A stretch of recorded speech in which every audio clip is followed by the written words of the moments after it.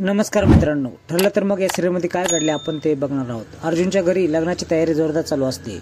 मी बोलते की लग्न जोरात करायचं की घरातल्या घरात करायचं। इकडे कुसुम सायलीला बोलते, तू ज्यावेळेस प्रियाला सुनावलंस त्यावेळेस मला बरं वाटलं, पण पुढे काय करायचं मला काही कळत नाहीये। ती बोलते, तू शांत राहा, बघ मी काय करते। रडायचं नाही तर लढायचं, आपलं ठरलं आहे ना, असं ती बोलते। फोन घेते आणि चैतन्याला कॉल लावते।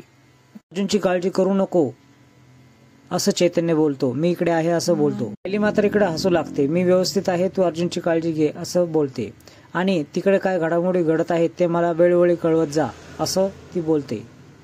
मी जे मला जे कळवणार आहेस ना ते फक्त अर्जुनला सांगू नकोस, तर मी त्यांच्याशी बोलेल असं ती बोलते।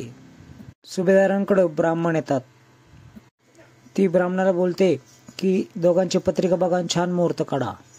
ते बोलतात की 3 दिवसानंतर मुहूर्त चांगला आहे। पण बोलते की खूपच लवकर होईल, मुहूर्त 2 महिन्यानंतरचा आहे। त्याचेच तन्वी बोलते आपण 3 दिवसांनाच करूयात। मनातल्या मनात विचार करते, या 2 महिन्यामध्ये जर म्हातारी खपली तर अर्जुन माझ्याकडे डुंकून सुद्धा बघणार नाही। त्यानंतर तन्वी 3 दिवसानंतरचं मुहूर्त फिक्स करायचं बोलते। रविराज बोलतो की 2 महिन्यानंतर करू, काही हरकत नाही। पॉलिशी मारते आणि म्हणते, चांगल्या कामाला उशीर नको ना, मग आपण 3 दिवसानंतरच करूयात।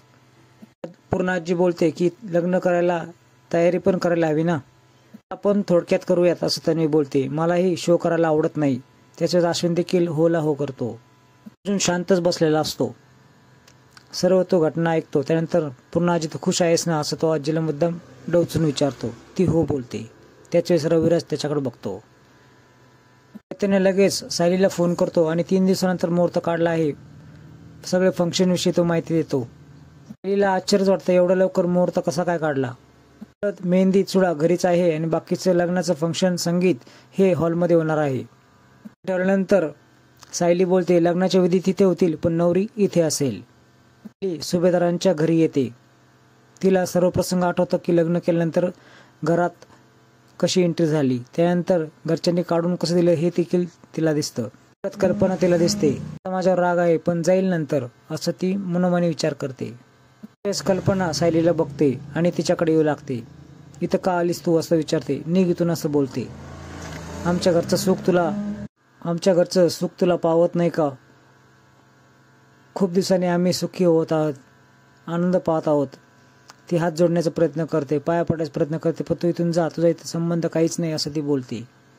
सायली जायला लागते आणि मानाने या घरामध्ये पुन्हा येईल असं बोलते।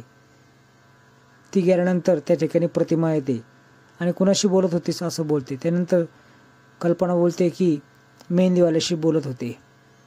त्याच्यावेळेस ती बोलते की मला सायलीचा आवाज ऐकल्यासारखं झालं। ते दोघेही तिथून कारण दाखवून निघून जायचा प्रयत्न करतात। कल्पना घरात निघून जाते आणि इकडे तिकडे प्रतिमा बघू लागते। तिला चाहू लागते की या ठिकाणी सायली आली होती। सायलीची ओढणी घेऊन अर्जुन बसलेला असतो, त्याला खूप आठवण येते। तन्वी तेथे येते, मेहंदीचा कुर्ता दाखवण्याचा प्रयत्न करते आणि त्यांच्या खांद्यावर हात ठेवते। तो हात झटकून देतो। तन्वी पुन्हा पुढे येते, त्याचा हात हातामध्ये घेते। तू असं का वागतोस असं विचारते। पुन्हा ती त्याच्या खांद्यावर डोकं ठेवण्याचा प्रयत्न करते। त्याच्यावेळेस तो डोकं झटकून देतो आणि मी लग्न करणार आहे तुझ्याशी, मात्र आजीसाठी, जगासाठी, आपल्यामध्ये कुठलेही संबंध नसणार। अर्जुनला सांगते की नवऱ्याचं जर बायकोवर प्रेम असेल ना तर ती मेहंदी खूप रंगते। तुझ्या हातावरची मेहंदी तर अगदी काळभोर दिसणार आहे। तुझ्या हातावर माझी नावाची मेहंदी काढून घे, बघ कशी रंगेल अशी तन्वी बोलते। माझ्या प्रेमाचा रंग उधळेल त्याच्यावर।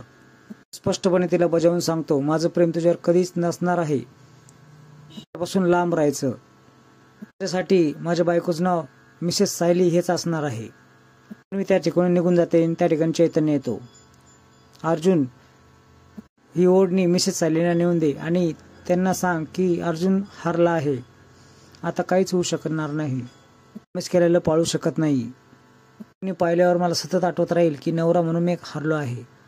त्याला समजून सांगत असतो की हे काहीच नाहीये, तू आत्ताच देखील लग्न थांबवू शकतो आणि सायलीला घरात आणू शकतो। ही सर्व गोष्ट तन्वी दरवाजा भरून ऐकत असते। या चैतन्याचं काहीतरी करावं लागेल, याला दूर करावं लागेल असं ती मनोमनी विचार करते, म्हणून ती आतमध्ये जायला निघते, पण थांबते.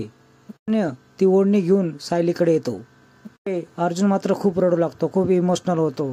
त्याच्या पायाखालची जमीन निघून जाते. तो खाली बसून खूप ओक्सामोक्शी रडू लागतो.